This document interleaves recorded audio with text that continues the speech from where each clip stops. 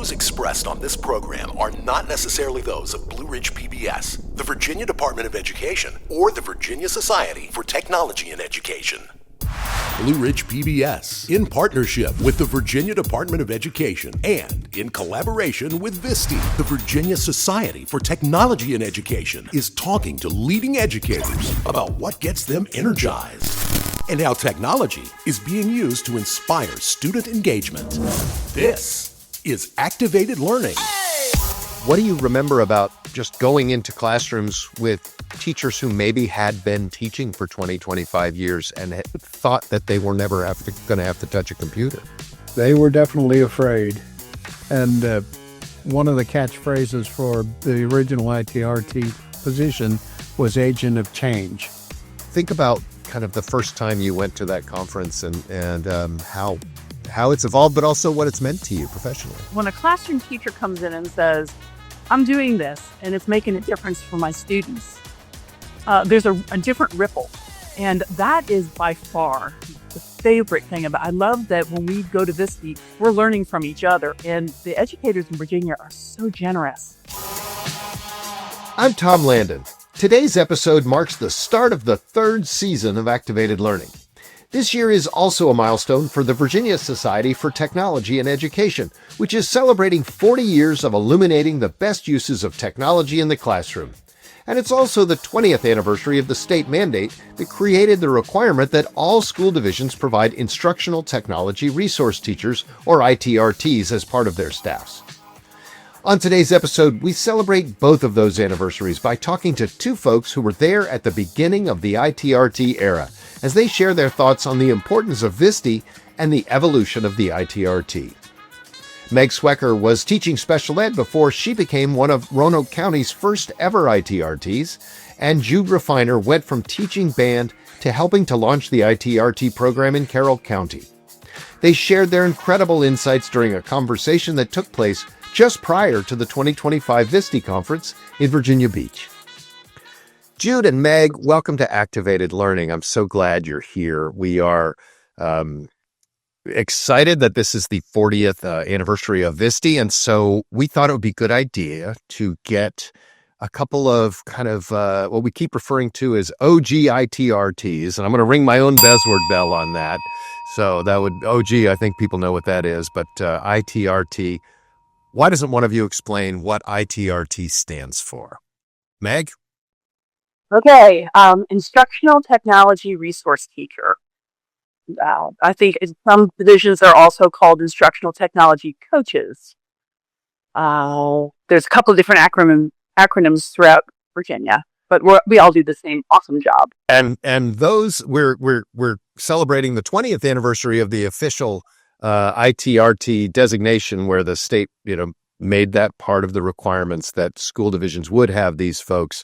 And I think they began with about 1,200 ITRTs. And I want to talk a little bit about what it was like when you began as an ITRT and kind of what the duties were as you understood them when you started. Jude, why don't you start with this one? First thing that I remember is just basically teaching the basic use of programs, basic use of Excel, Word, save early and often, and then getting teachers to buy into, okay, we could use this in what we're doing with the kids. We can use it to have the kids show us what they know, and for us to show the kids what we are trying to get across to them. And Meg, you and I met, back in these times because I was here at the station before I left and came back. And a lot of the work that ITRTs began to do was originally, a lot of it was done by the public media stations in Virginia. We all had full staffs of people who I would go out and teach people, for example, how to use a Sony Mavic camera, You were a National Teacher Training Institute master teacher for us and went out and did some of these. I think a lot of that work helped convince the state that this was something that everybody should have. What do you remember about sort of the early technology training you were doing? And you were a special ed teacher to start. I was a special ed teacher, and then after 15 years became an ITRT. In Roanoke County, we had 4 before the state worked its magic. So I split the elementary schools with another, and I had 9 elementary schools. Each school had a computer lab, and I had 1 LCD projector. It probably wasn't small either, was it?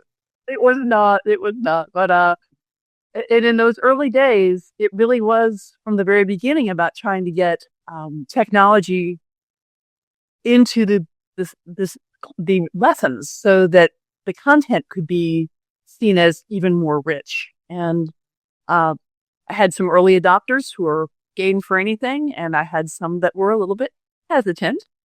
But you see that in every school. But it was interesting. With 9 schools, it was very hard to establish a presence. You'd be in each school about twice a month. And so that was back in the day. And then after about 5 years, we were able to expand, and everyone went down to 3 schools. Right. And I do remember, like, so much of it was don't be afraid to touch the button. Right.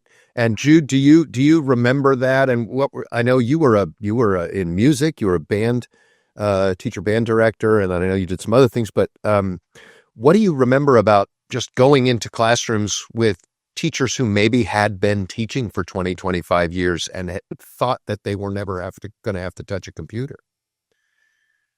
They were definitely afraid. And one of the catchphrases for the original ITRT position was agent of change. So we had to be an agent of change, get them to try new things, learn different ways. There's more than one way to skin a cat. And I'm just thinking back to what the technology, what the cutting edge technology was like at the dawn of that ITRT time. Do either of you remember, is there some sort of piece of equipment that you remember thinking, this is going to change everything, and we don't even remember what it was now? Do you remember the flip cameras? I do. There were flip cameras.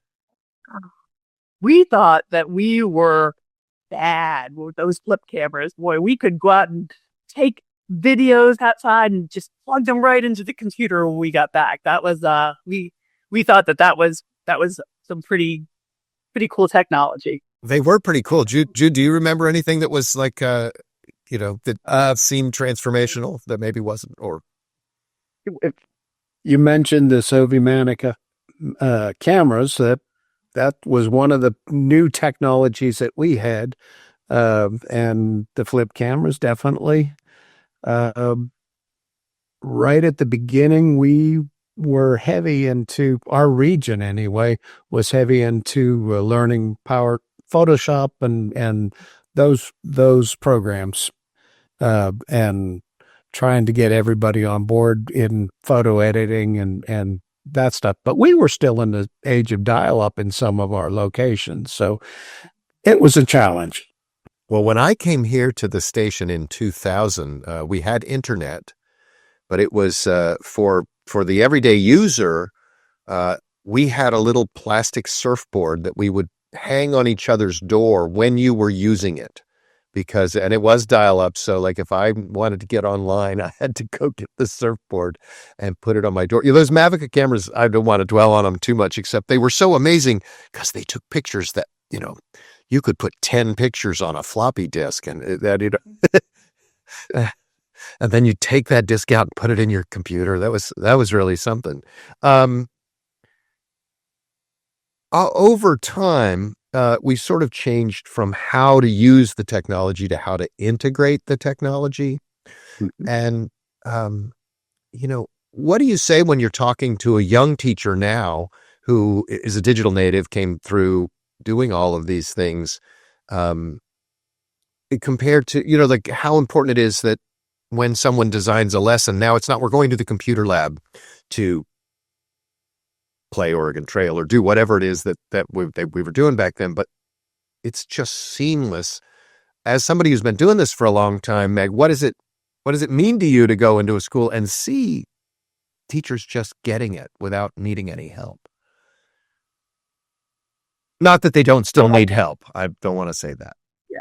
But it is, I think that if anything helped that along, it was when we shut down for COVID, because suddenly teachers had to be good at learning from a distance. Like some of them didn't know how to do the things they're getting ready to do. We couldn't train them in person.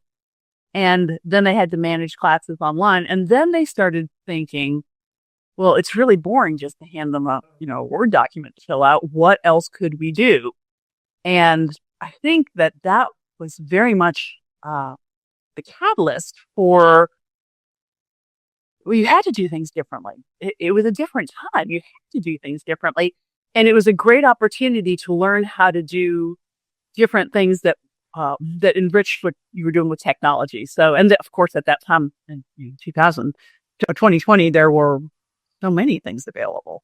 So, it wasn't like the old days when, you had to buy this one program and stick with it. There's so much available on the web, that I think it really availed to teachers to try new things and embrace new things. And they've kept up with it. And sometimes it's a matter of like reining them in a little bit more now where, oh yes, there's a million websites and apps and everything else that they can use, but not all of them can be used in school. Jude, and I know you're not an ITRT now, but as you look out there, has that become a little bit of a different role where instead of being the one to say, you need to use technology a little bit more, it's like, you need to use good technology that we have a license for. Has that happened for you? Absolutely. Good technology, and the thought that technology is a tool, but it's not the only tool. Sometimes the best technology is a piece of paper and a pencil. And having, especially the younger teachers, remember that, and having the kids understand that not everything needs to be done on a computer, on a Chromebook. It's just a tool. I want to ask a little bit about VSTE, because both of you have been very involved in VSTE throughout your careers. And I want to ask you sort of at the when you started interacting with VSTE, I know, and what it has meant to you in the beginning versus kind of what it means to you now to be a part of this organization and how it's hopefully helped you over time. Either one of you. One of my best memories is standing around in the Hotel Roanoke courtyard listening to Meg Swecker, because she was full of great ideas. Oh my goodness. The check is in the mail, Jude. Right on out. Yeah, for years, the conference was always in Roanoke, which made it easier for me. I was often able to go, even if I didn't have an official role now being in Virginia Beach for the last couple of years anyway. But I really remember seeing people come from all over the state to see the Christmas trees. And really, it was really a big event to come to Roanoke. But I've just been impressed with how much more professional the conference has gotten and how smoothly it runs. I know you've been involved, Meg, on many committees to help make that happen. But again, for you, think about kind of the first time you went to that conference and how it's evolved, but also what it's meant to you professionally. The first time I went to the conference, I was still a special ed teacher.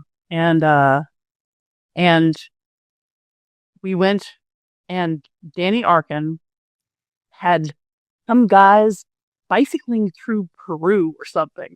And they were trying to satellite in and tell us about the things they were doing. And it was just, it didn't work really very well. Yeah, it was a long time ago.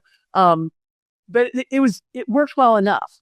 And it was fascinating to think, all of this jungle information that I would have only seen in a book somewhere is right here in front of me. So great ideas. I think what I love most about VSTE, though, really, is that educators who are in their classroom every single day take time away to share their good ideas.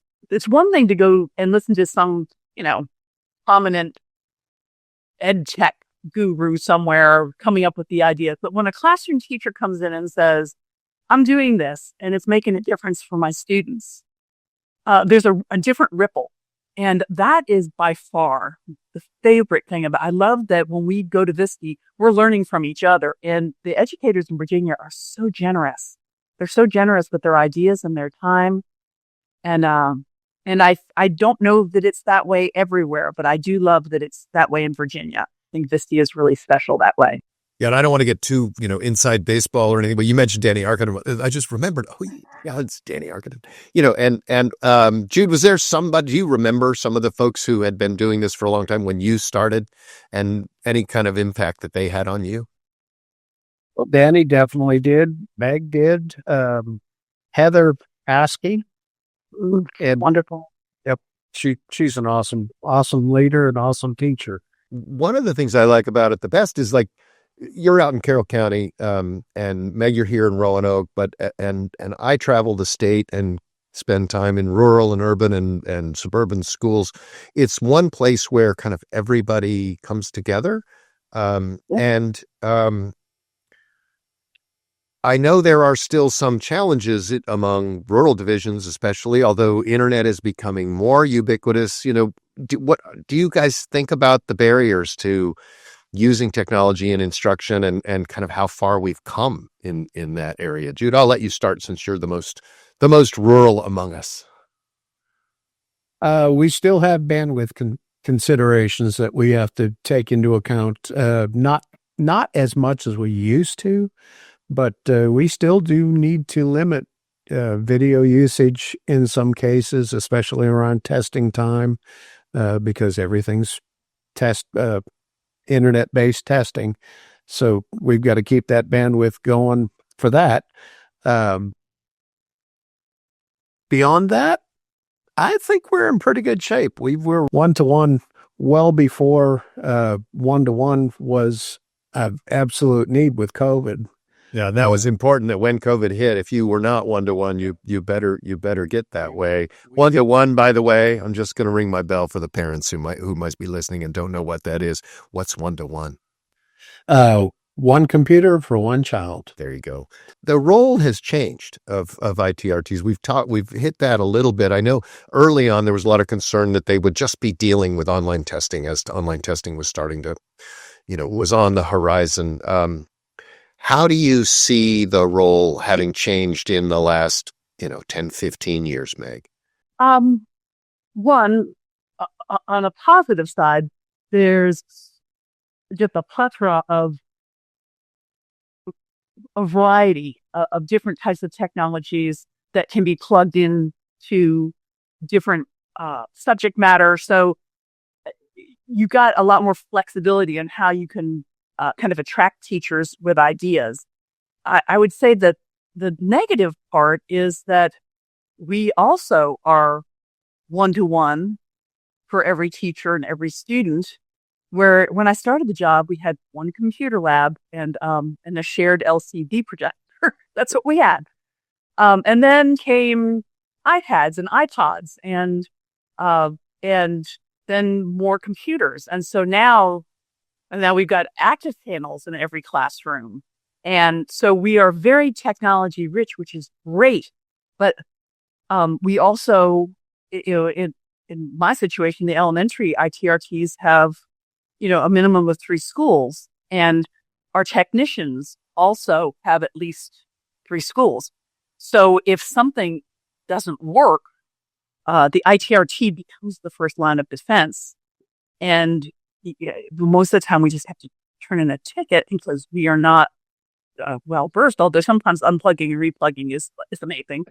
But it's really hard when a teacher is getting ready to use, I'm finally going to do it. I'm going to use the technology. And we all know that technology is lovely when it works. But the karma of the world is if you're going to try something, it's probably not going to work on the day that you want it to. So we need more support for all of these devices. We're blessed to have them all. But when something goes south, we can't be everywhere we need to be, and neither can our technicians. So we really need more. We need more. Right. Well, we always need more. And I think that I do think in the sense nothing was good about the pandemic. But when we talk about that idea that, it did show the need and the value for instructional technology, hopefully, in a way that will lead to more support for all that. You mentioned, Meg, some ITRTs are called coaches. And in some places, I think there are a few places that actually have kind of both. I'm not sure about that, but there's many different names now for ITRTs, so we just call them all ITRTs. What do you think is behind the idea that we're going to change the name from instructional technology resource teacher to a coach, a technology coach? And does that have actual practical changes, or do you think it's just kind of a different name for the same thing? I think that we've struggled with how to get teachers to understand our role. As an instructional technology resource teacher, many teachers would love to see that mean that you teach a special. And I send my kids to you as you're a teacher. Teachers, particularly teachers who are very good at what they do, you have to have kind of a soft touch going in there, because if you're their coach, or that gives almost an element of I'm going to show you how to do stuff because you don't know how to do it. And that's not true. Our job is to collaborate and work together. That's what we do really, really well. So I think different divisions have tried different names, maybe to help so people can understand our role a little better. It's a hard one to wrap your head around.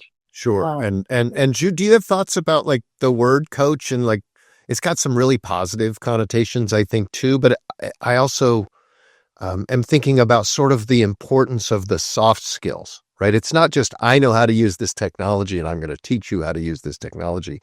What do you think, Jude, are some of the soft skills, those people skills that are really important that we see in the best ITRTs? Being able to work well, always be positive. Yes, it's not always going to work. Sometimes you need a plan B, C, and D even. Being able to think on your feet, they definitely need that to troubleshoot and approach problems, challenges from a different angle that may not necessarily jump out right away. They have to think about it for just a second, and work with the teachers to say, okay, instead of trying it this way, let's try it this way and see what happens. Go from there. Do you find yourselves, or did you find yourselves, I think the ITRT position is unique because it feels a little, it's not an administrative position, but you have a little more interaction, I think, with administrators than the everyday teacher does. How much of that job was training administrators how to think about technology? A lot. At times, it depended on the administrator, of course. There were some that totally embraced what we were trying to do, and then there were some that were seeing us as another specialty, and that idea needed to be overcome, and I think we've gone in the right direction on that. Yeah, Meg, anything to add to that? I would just echo what Jude says. There's we would always try and get time carved out in the summertime to try and train some of these new programs so administrators could see the brilliance of it. But that is their busy time. So we were never successful in getting let me show you how to use this. So it really would be more about, I'm doing this really cool thing with Mrs. Smith. Could you please come down for 10 or 15 minutes and just see? And we had a lot more success. I did anyway, with the ahas of, oh, this is really good, when they could see how rich that lesson was. And it's important that they understand that, though, isn't it? Like being able to get them to come in for 10 minutes is probably has a lot of impact. I think so. Yeah. I think that's how I was able to help my administrators see the great things that their teachers were doing with technology. They knew they were doing great things other than that, but if we could get them, and they come down, they see something cool once, they're more willing to come down and check it out again, because I'm not wasting their time either. Sure. as we look at, it's the 40th anniversary of VSTE, it's the 20th anniversary of the ITRT, as an official designation, I think, statewide. If you could go back to talk to your 20 years ago self, from your perspective now, what kind of things would you say to yourselves about being an ITRT and also the role of technology and just sort of how don't worry, it's going to get better? Yes, I would definitely start with, don't worry, it's going to get better. I think probably the advice I would tell 20 years ago me was, teachers have got very full plates. That's not going to change. And so find their personality, find where you can help them build that relationship. They'll trust you and they'll work with you more. And a lot of times in the early days, maybe not a lot of times, but there were times when people would just be, a little unhappy that I was tossing ideas their way. And I would take that a little personally. And if I could tell 20 years ago me anything, it's like, it's never about you, girl. It's never about you. Find out how they need to hear it and they'll hear it. So different teaching styles, different. Remembering who your audience is always, it's foundational to teaching. It's foundational to everything, really. Jude, how about you? Anything you'd say to Jude 20 years ago? Don't try to do it all at the same time. Find that one thing that'll help at that point and get them on board with that. Get the idea that, hey, I'm here to help, and build a relationship that way. And once that relationship's there, then, bring in other ideas that, hey, maybe this might help in a different way. And that seems to be the thing that I've learned across the board is, build that relationship, help with that one thing, and then move on from there. The last thing I kind of want to leave our listeners and viewers with is I want you to think about that person who is attending VSTE this year for the first time. And it can be a little mind-blowing, I know. But knowing that the folks who are here for the first time this year are going to be in your shoes in 20 years when we talk about the 60th anniversary of VSTE. What advice do you have for the folks who are coming into it for the first time about how to approach the organization of VSTE and get the most out of it, but also maybe a little reassurance about getting overwhelmed? I don't know. Jude, do you have any thoughts about that? Don't be afraid to ask. VSTE has been, in my experience, it's been an extremely helpful, always willing to go the extra mile. Almost everybody is very pleasant. We all have our moments, that's for sure. But don't be afraid to ask for help. Don't be afraid to ask a question. There'll be somebody there that will definitely help you. That's good. And enjoy yourselves. How about you, Meg? Advice for a first time. As far as managing overwhelm, I would say find one idea. You're going to get a bunch of them at this conference, but find one idea and build on that one, because that's something that definitely you can see it's going to fit in your school. You may have the technology already, whatever it is. Choose one. The rest of it will be there for you, and also make the most out of the connections that you're making, because after you've implemented this one thing, you also saw this other great workshop, and you can reach out to that teacher who gave that workshop, because they're a teacher just like we are teachers, and they will be so helpful. So, take advantage of the network, because we've got a fabulous network within VSTE. And so, those would be my two advice. I would echo both of those things, and also say it is about the people. I mean, the most fun I have every year is seeing people I've been seeing since 2000, at various conferences, and certainly since 2005 when ITRTs came in, and also be looking for the thing that you have to share, right? I like it that it's not just a come and sit and get, it really is a chance. And people are always so open to saying, to somebody who's brand new is like, oh, I tried this thing and it worked really well. And the next thing you know, they're back the next year presenting about that one thing that they would have been afraid to do. Well, you guys, I really appreciate you taking the time to talk to me on behalf of the Virginia Department of Education and VSTE, both of whom helped with the production of this podcast. Without VSTE, I would have a much harder time filling topics for this program. And I really appreciate you guys taking the time and your willingness to do this. And thanks again for taking the time and for ActiVAtED Learning. I'm Tom Landon. ActiVAtED Learning is produced by Blue Ridge PBS in partnership with the Virginia Department of Education and in collaboration with VSTE, the Virginia Society for Technology and Education.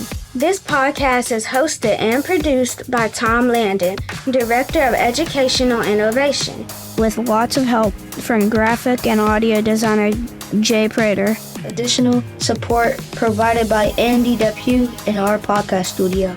Our Vice President of Education is Dr. Rose Martin. Special thanks to Calypso Gilstrap at the Virginia Department of Education. Our credits are read by students at Westside and Highland Park Elementary Schools in Roanoke, Virginia. If you like what you hear, subscribe to ActiVAtED Learning wherever you get your podcasts. Or watch the Echo channel at blueridgepbs.org.